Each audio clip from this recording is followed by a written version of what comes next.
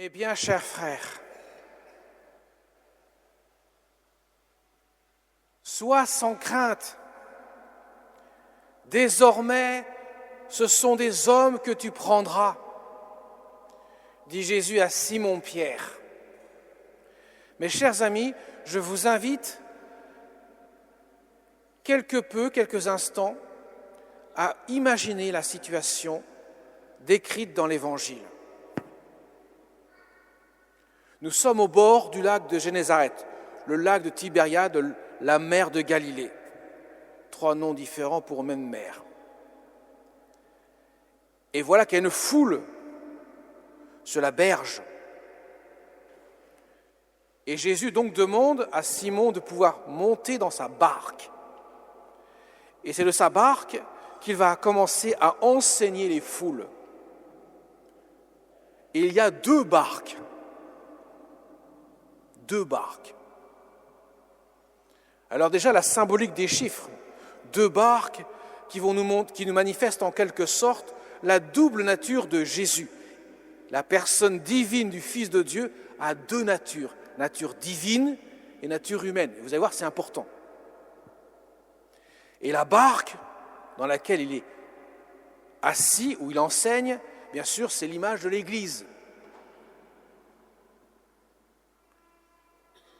Tout cela montre que Jésus, qui est Dieu, la personne divine du Fils de Dieu, par son humanité, nous enseigne, nous touche.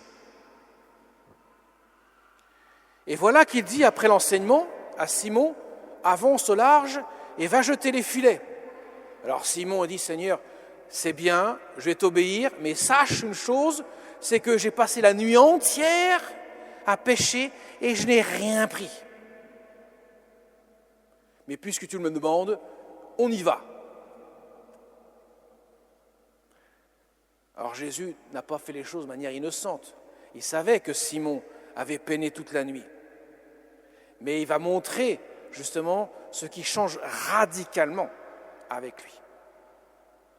Et bien sûr, ils pêchent et ils prennent une telle quantité de poissons que les 2 barques seront nécessaires pour ramener tout le poisson sur le rivage. Et là, c'est la stupéfaction. Ils sont saisis d'un grand effroi, nous dit Saint Luc. Et pas seulement Simon-Pierre, mais tous ceux qui étaient là, devant une telle quantité de poissons. De sorte que Simon, va tellement voir la puissance de Dieu, mais il dit, Seigneur, ne me touche surtout pas, je suis un homme pécheur. Oui, tu es un pécheur, tu pêches du poisson, mais tu es un homme pécheur parce que tu fais des péchés. Et là, il se rend compte de la distance qu'il y a entre Jésus et lui. Il a manifesté sa gloire, en quelque sorte, Jésus, à travers cette pêche. Et on arrive à la fin, sois sans crainte. Tu es un homme pécheur, certes, mais tu n'es pas le seul. Tout le monde l'est. Mais je vais te faire de toi un pêcheur d'hommes.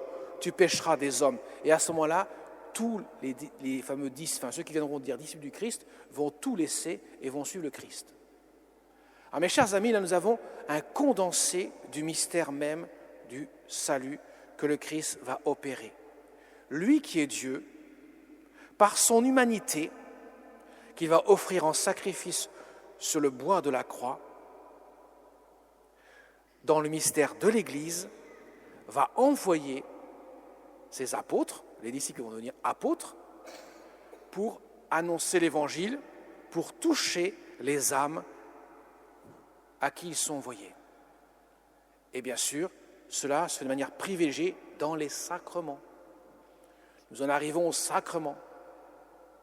Jésus vient nous toucher, lui qui est Dieu, la personne divine du Fils, en se faisant homme et en donnant sa vie sur la croix, par son humanité opère le salut et vient en envoyant ses apôtres, ses disciples, toucher chacun d'entre nous par les sacrements. Il vient nous toucher de sa grâce. Et il se trouve qu'aujourd'hui, vous êtes plusieurs d'entre vous à recevoir le sacrement des malades, l'onction des malades. cette onction que l'on reçoit quand on est malade, quand on est âgé, quand on subit, pourrait-on dire, les faiblesses de l'âge, de l'infirmité de l'âge, l'infirmité de la maladie, pour que Jésus puisse vous toucher dans votre corps, dans votre âme, pour vous venir au secours, non seulement de votre faiblesse charnelle, pourrait-on dire, mais aussi de votre cœur, car l'un des effets premiers du sacrement des malades, c'est le pardon des péchés. Vous verrez dans la formule que le prêtre dit, il parle du pardon des péchés. C'est pour cela que c'est le prêtre et l'évêque peuvent donner ce sacrement. C'est un sacrement qui est lié au pardon des péchés, à la guérison du cœur.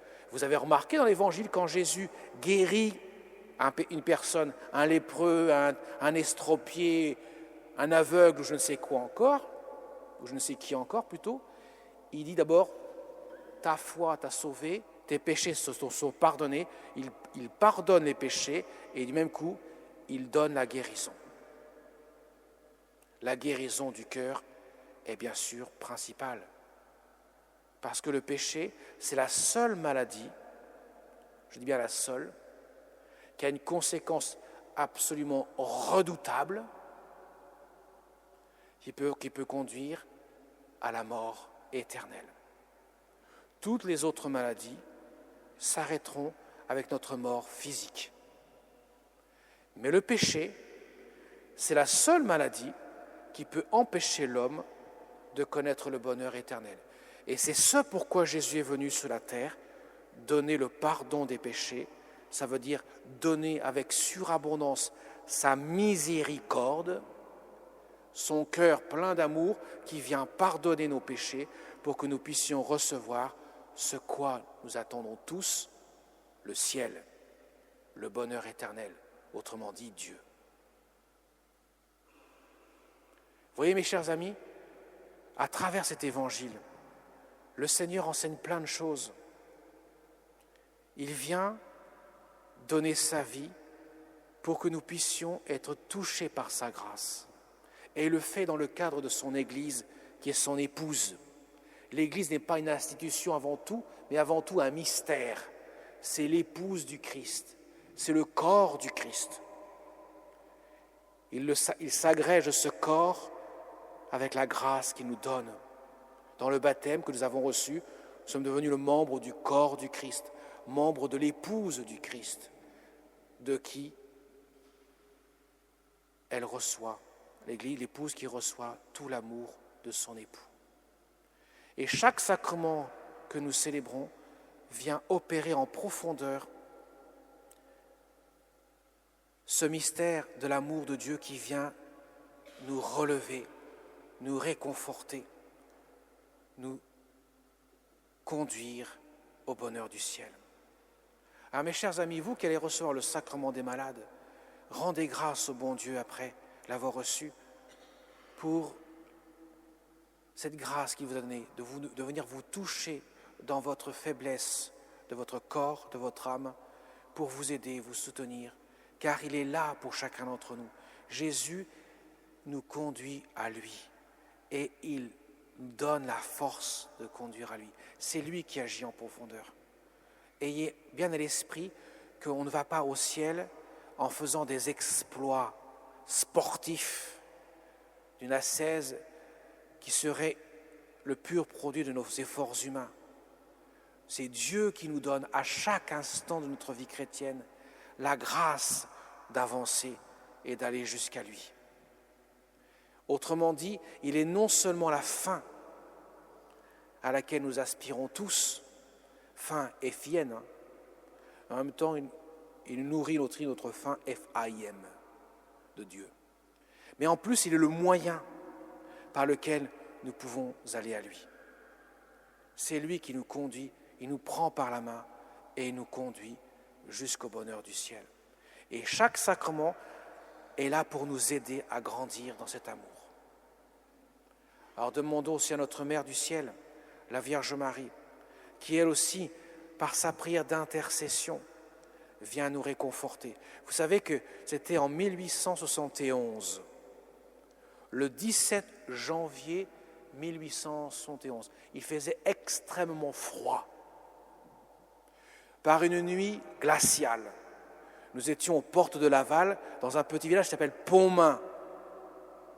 À l'époque, en pleine guerre, la Prusse envahissait la France et la France était sur le point de capituler clairement. Enfin, elle avait même perdu d'ailleurs la guerre, mais il aurait pu y avoir plus de ravages encore. Et voilà que la Vierge Marie apparaît à ses enfants, à quelques enfants, dans ce petit village, par cette nuit glaciale. Et elle se montre dans un tableau, plusieurs tableaux d'ailleurs, mais je voudrais résumer l'essentiel. Elle montre un tableau avec un écriteau. Elle est recouverte d'une robe bleu ciel étoilée, à l'image de la voûte de l'église de Pontmain, mais aussi pour nous montrer qu'elle est la mère du ciel, celle qui vient toucher nos cœurs. Et son écriteau nous dit bien que priez mes enfants, mon fils se laisse toucher, il vient nous toucher. Il vient nous toucher par sa grâce.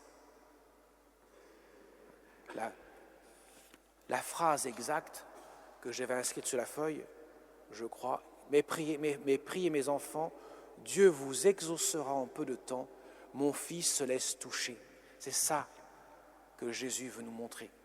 Il vient nous toucher par sa grâce. Et la Vierge Marie, elle est celle qui est l'ambassadeur de son Fils en quelque sorte. Elle vient nous dire, mon Fils se laisse toucher. Alors allez à lui, priez-le, demandez-lui sa grâce et il vous exaucera en peu de temps, dit-elle. Amen.